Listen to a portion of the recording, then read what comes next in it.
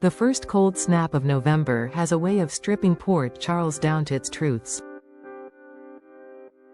The city looks the same: fog on the river, the Quartermain gates groaning at dusk, the hospital elevators sighing as they rise, but the people who inhabit it feel different. Every conversation sounds like a last chance. Every closed door hides a confession. It's the time of year when secrets stop obeying orders, when carefully stacked alibis wobble, when love affairs either harden into vows or shatter into evidence.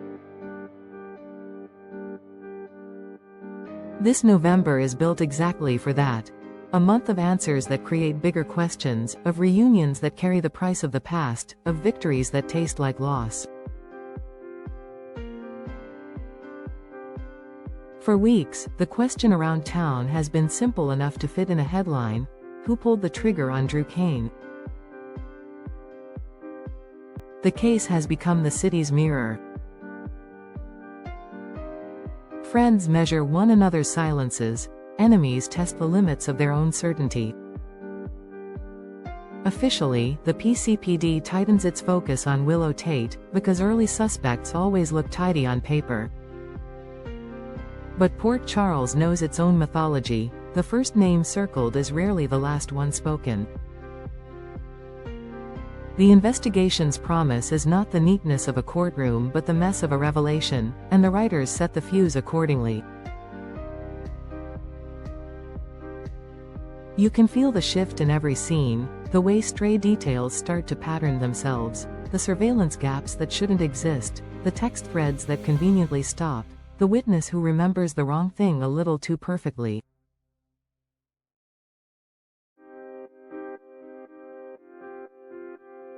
The city's hunch is correct. The truth will break first for the audience, not the law. We will know before the cuffs click, and that knowledge will make every subsequent frame more unbearable. Justice, when it comes, will look like recognition more than punishment. Across town, another truth has been steadily, quietly rewriting a legacy. Veronica, Ronnie Bard, did not enter the Quartermain orbit with a bulldozer. She arrived with a key that seemed to fit, a gene for gentleness that Monica would have recognized. In a family fluent in power, she spoke fluently of gratitude. Most of them wanted to believe. Tracy Quartermain did not. Tracy has always survived by interrogating the gift horse and then subpoenaing its dentist. She heard the wrong echo in Ronnie's story and refused to smooth it over. That stubbornness, call it instinct, call it experience, turns out to be the spine of this plot. The deed behind the deed points to a familiar face: Martin Gray. The architect of elegance when chaos needs good manners, Martin engineered a con so polished it gleamed like inheritance. He found the crack between longing and proof and widened it just enough for an entire mansion to fall through. What happens in November is not just the unmasking of a fraud, it's the complicated absolution of a woman who believed the best about herself because everyone else wanted to. The confrontation will not look like a victory parade. It will be paperwork and apology, Trace's satisfaction tempered by the faintest, uncharacteristic mercy, and Ronnie walking out with more dignity than she was ever afforded on the way in. The Quartermains will keep their house. Whether they keep the lesson is another matter.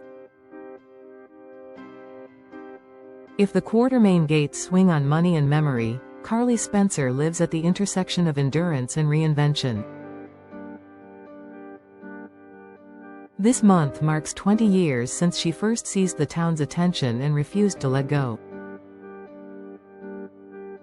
In a genre that burns through faces and fortunes, longevity is its own form of rebellion, and Carly has earned it the hard way.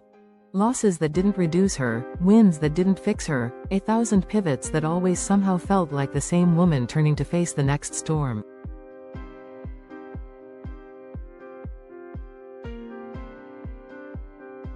An anniversary begs celebration, but Port Charles never gives without a test.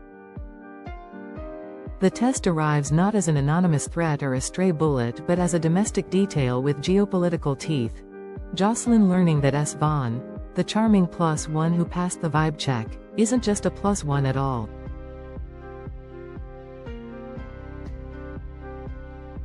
He's WSB. The reveal doesn't land like a twist so much as a click.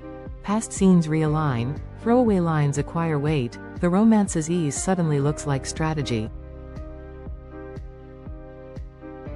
And because Jocelyn understands the paradox of spycraft, that the cleanest lie is the truth delivered on schedule, she uses honesty as her mother's seatbelt. She says what she knows. She asks for steadiness. She almost gets it. Almost is the margin where Carly does her real work. She is furious that Brennan knew and didn't tell her, not because secrecy offends her in principle, she has lived beside secrets long enough to know they are a currency, but because disclosure is how you love someone in a dangerous town.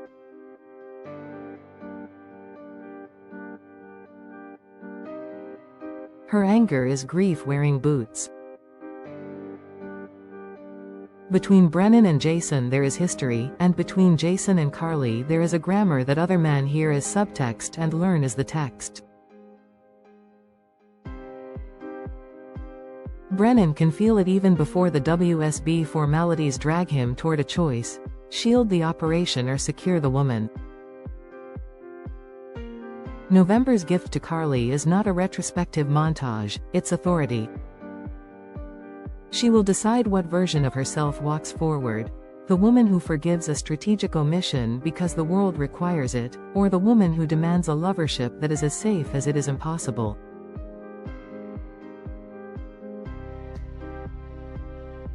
Either way, the anniversary episode writes itself.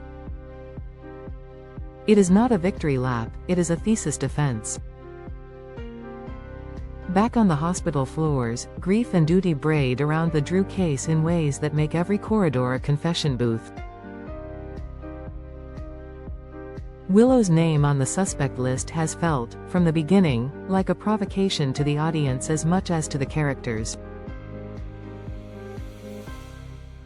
The show understands that. It invites us to practice doubt without condemning us for it, to remember that innocence and vulnerability often share a face. When the shooter's identity finally slips out, through a stray camera angle, a look held 2 beats too long, a monologue delivered to an empty room, it will be both completely shocking and retrospectively inevitable.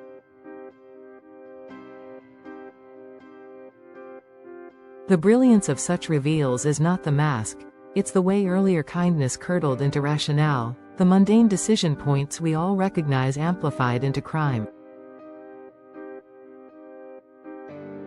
The PCPD will continue along its visible path, and the rest of us will begin the private, queasier journey toward understanding. Port Charles, of course, never allows a single storyline to monopolize the frame. While bullets and betrayals consume airtime, life insists on joy in the rudest ways. The strongest rumor of the month is also the most healing: the return of Maxie Jones. The city carries certain sounds as muscle memory: heels on tile, laughter that outruns bad news, a mother's voice turning panic into a plan, and Maxie provides all of them. The tease that Nathan West might shadow those footsteps adds the ache. Some loves do not die so much as they relocate, and the question isn't, how, but what now? Re-entry arcs are tricky because nostalgia is both an engine and a trap. The show's smartest move would be to let Maxie collide with what Port Charles has become in her absence rather than nestle her into what it remembers. Let her encounter Ronnie on her way out and understand, instantly, mercilessly, how easy it is to be a stranger in a house that feels like home. Let her brush against the Drew investigation in some ordinary errand and leave with a clue she doesn't yet realize she holds. Let her grief for the life she lost drive her toward a risk that could seed a future she didn't plan. The WSB thread tightens as the month advances. Brennan, whatever his intentions, belongs to an institution that treats attachment as a liability. Jason, whatever his burdens, moves through danger with a code that disguises itself as silence. Carly, whatever her history, refuses to be a footnote in anybody's mission report. Jocelyn's confession doesn't just rearrange a relationship, it tilts the entire surveillance state subplot on its axis. When an agency uses truth as a tactic, it forfeits exclusivity on the moral high ground. The show plays with that ambiguity, framing scenes so that alliances look interchangeable until you notice the small, human differences. The way someone touches a shoulder when they don't have to, the way a voice softens when it would be safer to harden.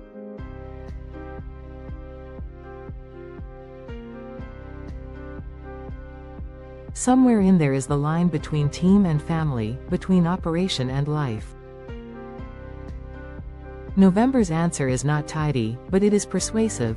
The people who survive Port Charles are the ones who remember which side of that line they're on in the dark.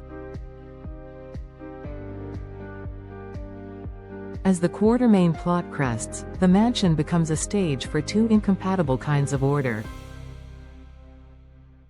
Trassus order is contractual. Signatures where they belong, titles restored, a lineage defended not because it is perfect but because it is theirs. Ronnie's order is relational. The dream of belonging codified in breakfasts and inside jokes, not codicils. Martin's scheme weaponized both. It's fitting, then, that the correction feels both legal and intimate. There will be files. There will be tears. There will be a moment, wordless and quick, when Tracy recognizes in Ronnie a younger version of herself, the woman who wanted the house not for the rooms but for the power to decide who sits at the table.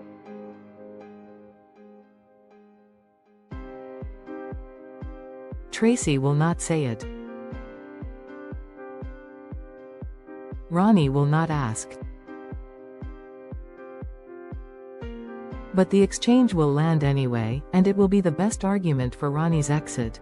She leaves not as an interloper run off the property, but as a person reclaimed from a narrative someone else wrote.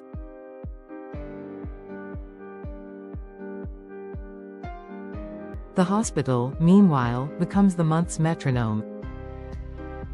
Each elevator ding announces a new piece of the Drew puzzle. Each discharge paperwork seals a subplot. Each late-night coffee in the break room becomes the confessional that keeps this town from combusting.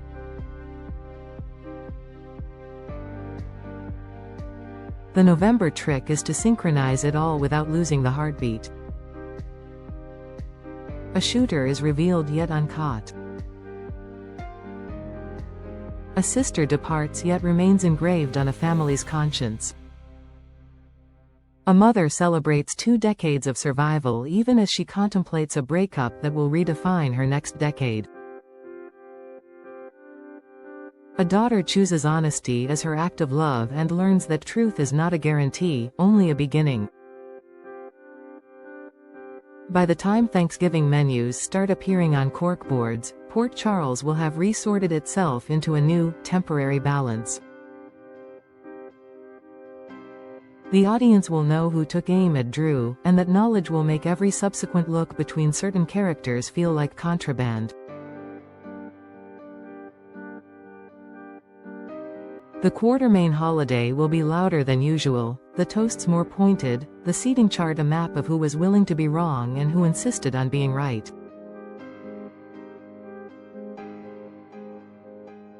Carly will either be single by choice or partnered on new terms, and in either case she will look unmistakably like a woman who has decided to be the protagonist of her own life.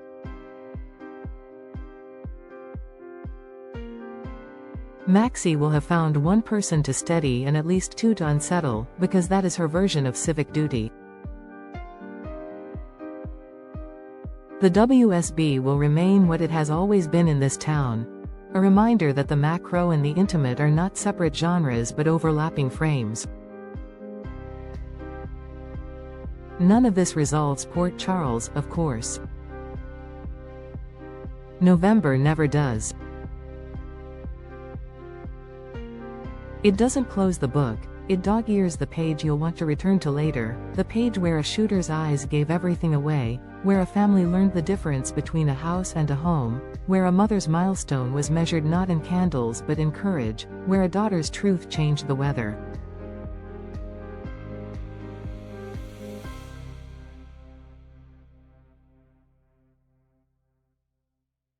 It is the month that asks each character, without mercy, without apology, what they're willing to carry into winter.